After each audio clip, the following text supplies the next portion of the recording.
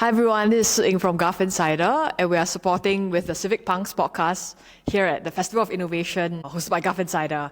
And with me, I have our senior reporter from Indonesia, Azhar, as well as Lody Andrian coming from INA Digital. So perhaps to start things off, I could get sort of Lody to introduce what is INA Digital and what are you doing there? Okay, INA Digital is, well, basically I'm a head of design and research in INA Digital Edu. Basically, INA Digital is a GovTech organization that helping ministries to build a tech ecosystem around sectors, but in my context, it's only be in education sectors. So yeah, INA Digital Edu is a building. Currently, for the past 5 years, we're building the digital ecosystem for the relevant actors in education, like teachers, students, local government, and then the parents as well. Yeah, basically, we are building that initiatives, but also having, because me in the design team, we have 22 designers, researchers, and also the writers and visual designers.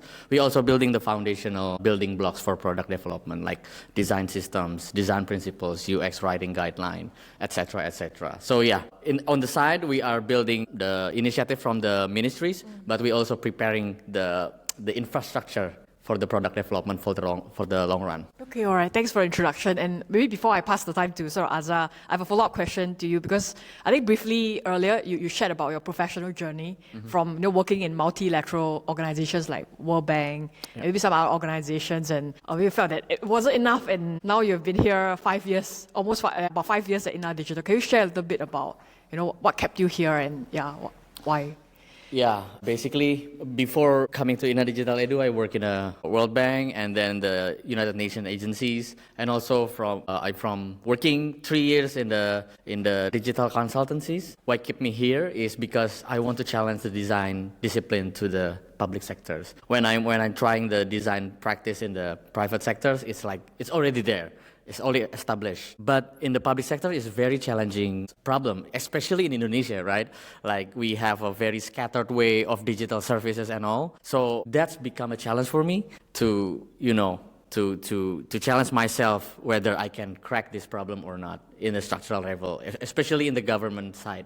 Because INA Digital Edu is really working closely as well with the government and other ministries as well. So it's a good opportunity for us, the designers, researchers, and other creative practices to really push the limit of the design practice in the public sectors.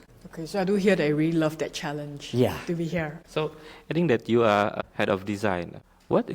Why design is so important to the public sector? Okay, so basically design is a building blocks of every digital service, right? We are not talking about graphic design or visual design alone, but we also talking about product design and service design that helping shaping the service from the public sectors. Well, if we think about it, like bad design is very expensive for public sectors. You need a lot of training, you need a lot of socialization, you need to manage the complaints from the public.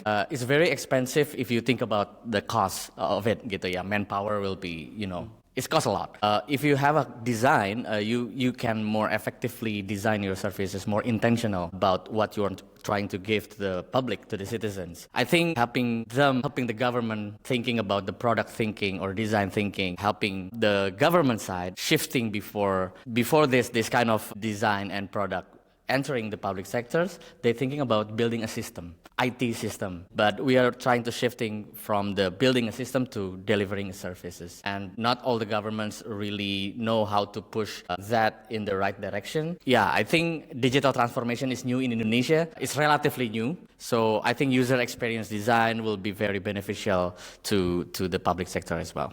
What is the pressing challenges in terms of designing the public sector application in Indonesia? Redundancy of the digital service, the connectivity between other apps to other apps. So Indonesia is very big. We have a lot of ministry. Right now we have like 38. And some of the apps, digital service or whatever you call it, they all very scattered, overlapping function. They are not connecting to each other. That's a very first problem that we identified. And then a lot of the legacy system is there. Sometimes all the function is there, some of the service is there, but they are not utilized in the in the proper way. So that's the first problem that we need to face as redundancy: how to reduce the fragmented nature of the digital service in Indonesia, and then we're trying to help them by mapping all the legacy systems there. What are the gaps? What are the unmet needs from the users that can be beneficial for them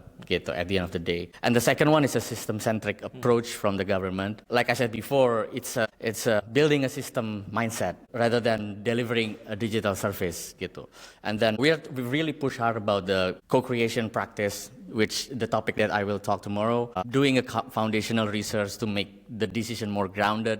Yeah, I think both, redundancy problem and also the system-centric. That's the structural problem that we need to tackle first. And how do you change that? Change the mindset, change the eliminating all of the mistakes that designers often do at the public sector. The first thing is it's a very simple one, is having a design principles sentence that very practical, one simple rule that we can repeatable and very actionable. In order to change the default thinking of our counterparts in government, we need to give that. We need to having a design principles that are grounded in research and your strategy based on your findings in the field. And then we can influence them slowly about how to thinking about the delivering a service. For instance, in Indonesian context, assurance more important rather than speed. If you're using your government apps, sometimes we don't need to catching a very speed process, but you need to assure about to every step that you give to the app. This is because identity, money, and all. So we need to reassurance rather than doing speed like in the private sectors. So that kind of thinking, we need to influence them very slowly, gradually. So hopefully, because they don't read your research report, they don't really remember your user journey, beautiful service blueprint.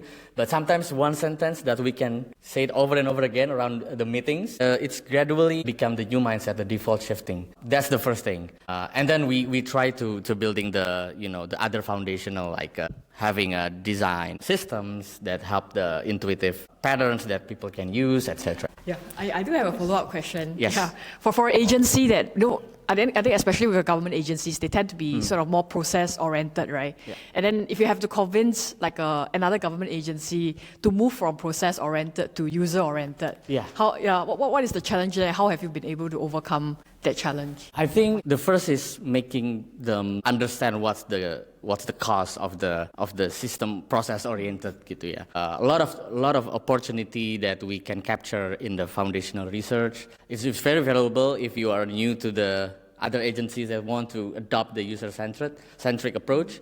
I think it's very valuable if them doing the research, reality check, basically, and doing an audit, mapping the legacy systems, whether it's working or not. I think it's like a mirror for them, looking like an audit, basically.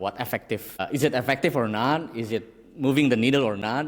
I think the first step that I will take is conducting several exercises. Foundational research, I think, and doing the mapping and audit from the legacy systems. Okay. And I think the very last question, I think since we are we're moving on to the interview itself, what is one thing that you have to say in terms of the future of user design or design thinking in the government? Yeah.